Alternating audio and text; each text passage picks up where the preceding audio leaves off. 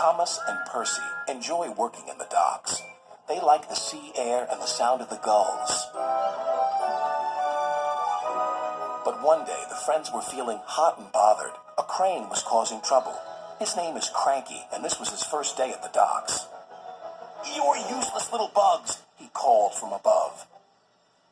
"If you put these freight cars on the inside lines, then I wouldn't have so far to travel." "Rubbish," said Thomas. "No crane has ever complained before." "Well, I'm complaining now." And Cranky banged his load down on the quayside. Later, the two engines met Gordon and James and told them about Cranky. "Cranes are airy-fairy things. They need a lot of attention, like me, in fact," said Gordon. "You should see the situation from Cranky's point of view," said James. "He's high up in the air, coping with wind, rain, and baking sun. Then he looks down and sees you two little engines being annoying. No wonder he calls you bugs." When Cranky heard that the big engines agreed with him, he grew bossier still. Come on, push those freight cars closer to me."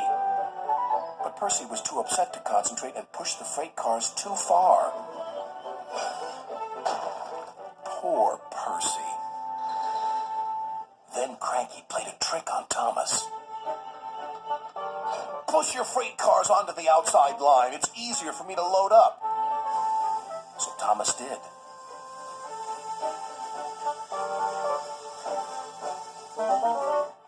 But Cranky left the loads beside the freight cars, not in them.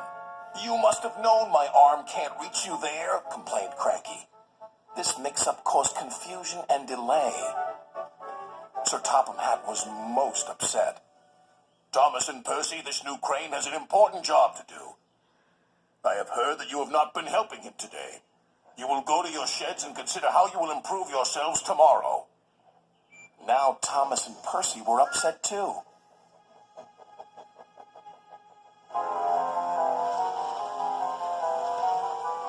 That evening, a big storm raged across the island.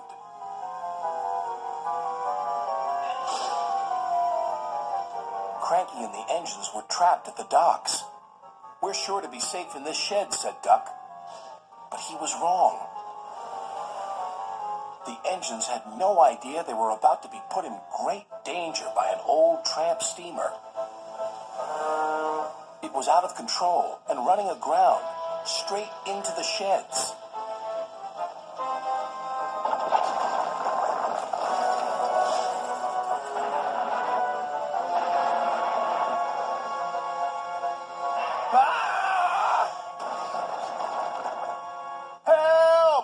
Called the engines from inside the shed. "I can't!" called Cranky. When the storm was over, Sir Topham Hatt rushed to the scene of destruction. "Thomas and Percy will help you," he called to Cranky. "And then you can help the engines." "Oh, please hurry," cried Cranky, "and tell them I'm sorry I was rude to them." "So it was you," murmured Sir Topham Hatt. "I owe those engines an apology." Thomas and Percy soon came to the rescue. And it wasn't too long before Cranky was upright again and clearing the wreckage. At last, all the engines were free. "Oh, thank you," said Gordon. "What would I have done without you?" "Well, I had to be rescued before I could help you. But I never thought it would be by a couple of Cranky was about to say bugs, but he quickly corrected himself. "Small engines, thank you. I'll never be rude again. However, you two mites are in my way, so move over." "Pa," said Percy, "he's back to bugging us." "Don't move! You're still attached to Cranky." But it was too late.